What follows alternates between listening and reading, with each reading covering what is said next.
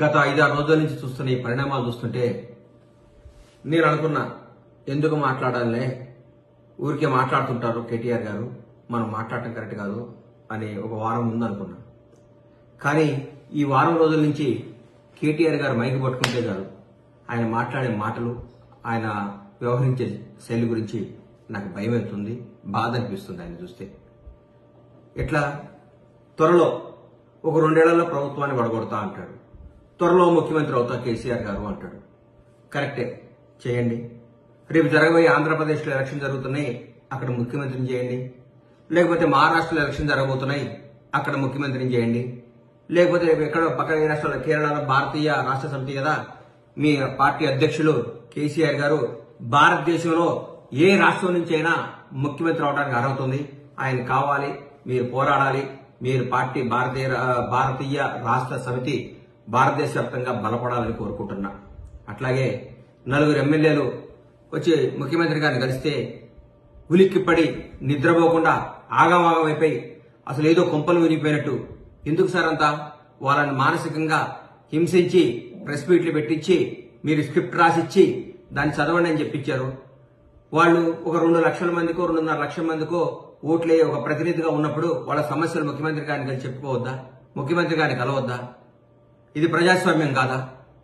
ఎక్కడ పోతున్నారు సార్ మీరు? ఎందుకు అంత భయపడతారు? అంత బంధించి బర్రెల్ని కట్టేసినట్టు కట్టేపించుకొని మీ చెప్పు చేతుల్లోనే మీ చెప్పు చేతుల్లోనే రాష్ట్ర ప్రజలు ఉండాలని జనాన్ని అందరినీ ఊరికే అది చేస్తాం, ఇది ఇయకుండా ఇది చేస్తాం, తిరగబడతాం, ఎగబడతాం, కోస్తాం, నరికేస్తాం, ఏందేందో మాట్లాడతారు. ఎందుకు సార్ కేటీఆర్ గారు మీరు దయచేసి మాట్లాడకండి సార్ అట్లా. ఇది ప్రజాస్వామ్యం. ఇప్పుడు కాంగ్రెస్ పార్టీ తెలంగాణ రాష్ట్రాన్ని పరిపాలిస్తుంది. గౌరవనీయుల ముఖ్యమంత్రి రేవంత్ రెడ్డి గారు, మా మంత్రివర్గం అందరూ బ్రహ్మాండంగా చేస్తున్నారు.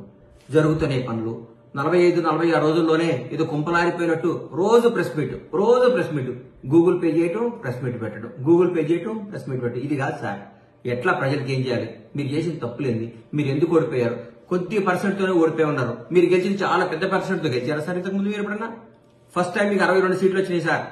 62 సీట్లతో మీరందరినీ అభివృద్ధి పేరుతో, ఇప్పుడు నేను మిమ్మల్ని ఏమన్నా అభివృద్ధి పేరుతో, రాష్ట్రాన్ని అభివృద్ధి పేరుతో మా కాంగ్రెస్ ఎమ్మెల్యేలందరినీ, అప్పటి తెలుగుదేశం ఎమ్మెల్యేలందరినీ కూడా మీ చెంతనే చేసుకున్నారు.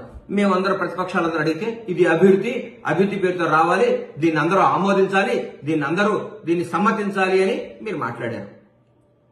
తర్వాత ఉత్తమ్ కుమార్ రెడ్డి గారి నాయకత్వంలో మేము ఎలక్షన్ చేయడం జరిగింది. మాకు అప్పుడు మేము ఓటమి చెందాం.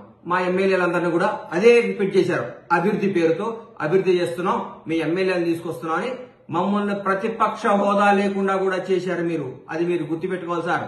మీకు ఒక న్యాయం, మీరు చేస్తే సంసారం, మేము చేస్తే తప్ప. మీకు న్యాయం, మాకు న్యాయమా?